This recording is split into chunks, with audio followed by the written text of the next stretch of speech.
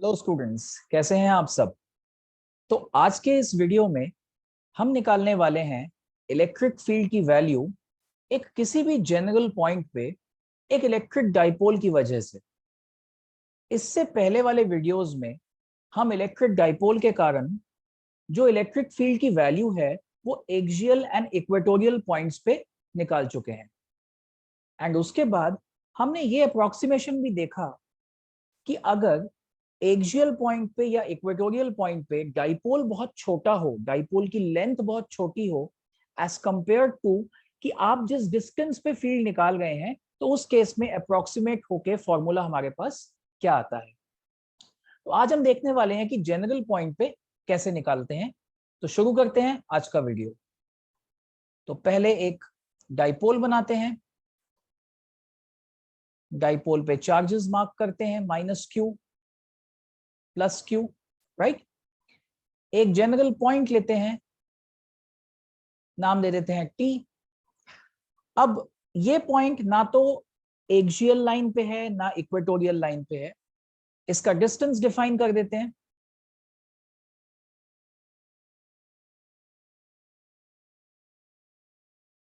Distance है r।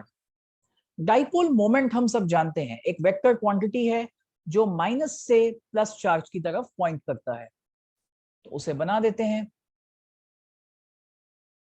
ये हो गया आपका डाइपोल मोमेंट P, जिसकी वैल्यू होती है Q/2 है। ये सब हम अपने प्रीवियस लेक्चर्स में, प्रीवियस वीडियोस में देख चुके हैं। लेट्स सपोज P इस वेक्टर के साथ एंगल बनाता है थीटा। आप कह सकते हैं कि ये R इस पॉइंट T का पोजीशन वेक्टर है। तो अब क्या हम इस P के साथ कुछ कर सकते हैं? हाँ, हम इसको डिवाइड कर सकते हैं कंपोनेंट्स में। अगर हम इसे कंपोनेंट्स में डिवाइड करेंगे, हम देखेंगे कि हमें एक कंपोनेंट मिलेगा इस पोजीशन वेक्टर R के अलोंग, एंड ये कंपोनेंट होगा P cos थीटा। एंड जो परपेंडिकुलर कंपोनेंट है ये होगा P sin थीटा। ठीक है। अब हमें पॉइंट T पर इलेक्ट्रिक फील्ड निकालनी है इस डाइपोल के वजह से, राइट। यही हमारा एम है। हम देख सकते हैं कि अगर मैं एक डाइपोल डिफाइन करता हूं तो उस डाइपोल के कॉरेस्पॉन्डिंग मैं एक डाइपोल मोमेंट डिफाइन करता हूं। तो क्या मैं इसका रिवर्स कह सकता हूं कि अगर मैं एक डाइपोल मोमेंट डिफाइन करता हूं जिसकी वैल्यू है P cos थीटा या P sin थीटा, तो उसके कॉरेस्पॉन्डिंग एक डाइपोल है। सो उस डाइपोल के रेफरेंस में हमें देखना पड़ेगा कि पॉइंट T किधर लाया करता है।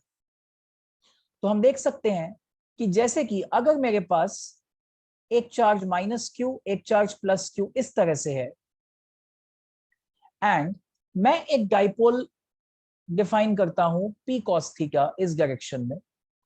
सो पॉइंट T इसी के अलोंग इसके एक्सियल लाइन पे है। सो P cos theta dipole moment के लिए पॉइंट T उसके एक्सियल लाइन पे, राइट। अब हमने एक्सियल लाइन के लिए जो फील्ड पढ़ी है for a short dipole, that is, अगर मैं इसको E1 से डिनोट करता हूं, फॉर एग्जाम्पल मैं इसे कहता हूं कि this is the E1 field for the dipole moment P cos theta at a point T. The dipole is very short. Then can I say that E1 is equals to 2k P cos theta over R cube, where R is the distance of the point T from the center of the dipole. 2kp by R cube होता था, यहां पे effectively आपका P जो है वो P cos theta के equal है। डाइपोल मोमेंट की वैल्यू है P cos थीटा। सिमिलरली अगर मैं एक डाइपोल ऐसे लिखता हूं तो इसके इक्वेटोरियल पॉइंट पे हम जानते हैं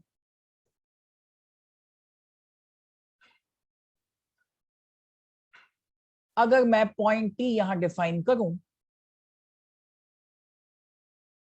और इस डाइपोल मोमेंट की वैल्यू है पी साइन थीटा, देन हम सब वेक्टर रिजॉल्व इसमें कर चुके हैं एंड हमारा जो नेट इलेक्ट्रिक फील्ड आता है वो आता है इस डायरेक्शन में, opposite to that of dipole moment. Let me call this as E2। ये हम कर चुके हैं जब हमने इक्वेटोरियल का टॉपिक किया था। E2 की वैल्यू हो जाएगी के पी बाय आर क्यूब, यहां पे P है P sine theta by r cube. So हमने क्या किया, हमने दो इफेक्टिव फील्ड्स निकाल लिए इन दोनों डाइपोल मोमेंट्स के कारण। So for P sin theta, point T lies at an equatorial point, and for P cos theta, the point T lies at an axial point. तो हम यहां पे E1 and E2 बना देते हैं। ये आपका हो गया E1, देखिए इसी के अलोंग है, और हमारा E2 किस तरफ होगा, ऐसे। ध्यान से देखिए P sin theta and E2 oppositely directed है। यहां P sin theta and E2 they are oppositely directed. तो क्या हम कह सकते हैं कि अगर मुझे E1 एंड E2 का नेट रिजल्टेंट ही निकालना है फाइनली, राइट, हमें देखना है कि कितना नेट इलेक्ट्रिक फील्ड है इस पॉइंट पे, तो इन दोनों का रिजल्टेंट हो जाएगा ये E। तो निकालते हैं।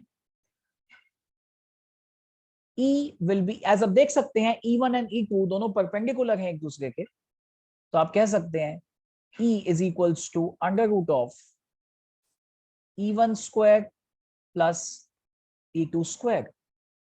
इसे सॉल्व कर लेते हैं और देखते हैं हमें क्या एक्सप्रेशन मिलता है। वैल्यूज पुट करेंगे, 2kp cos theta over r cube whole square plus kp sin theta by r cube whole square.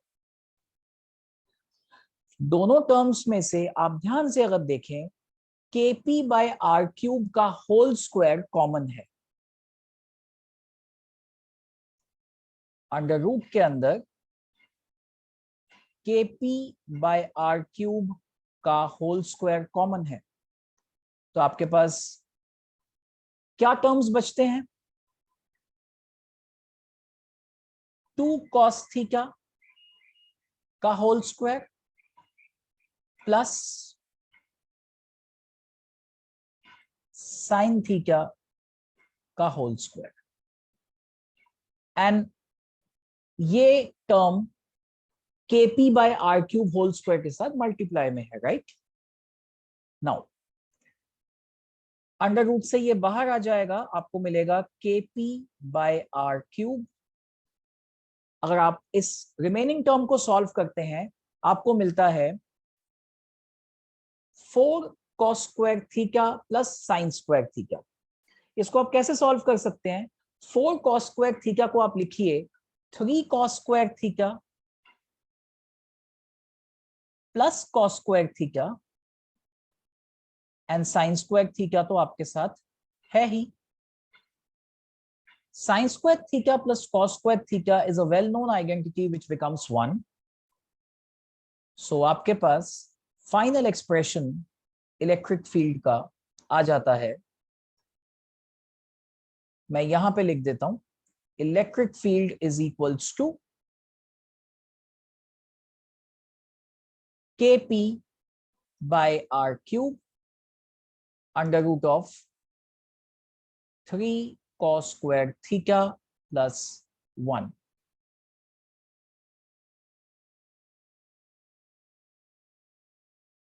Right, हमने ये शॉर्ट डाइपोल्स के अप्रोक्सीमेशन करके उन रिजल्ट्स को हमने यूज किया है, ठीक है। अब आप देखिए, अगर ये पॉइंट T यहां पे लाई करे एक्सियल लाइन पे, या यहां पे लाई करे, ये भी एक्सियल पॉइंट है, तो इधर ये थीटा क्लोज हो जाएगा। सो थीटा की वैल्यू इस पॉइंट के लिए होगी 0 और थीटा की वैल्यू उस पॉइंट के लिए ओपन होके होगी 180, राइट। आप थीटा की वैल्यू 0 या 180 उसमें पुट करिए तो आपको मिलेगा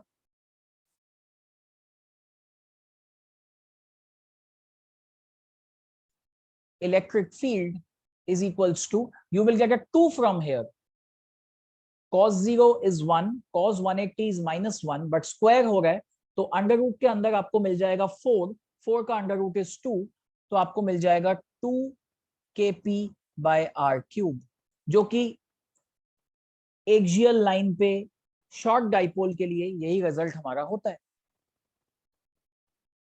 और यही पॉइंट टी अगर आपके 90 पे हो, which is equatorial point, cos 90 is 0, सो आपको इलेक्ट्रिक फील्ड kp/r³ मिल जाता है।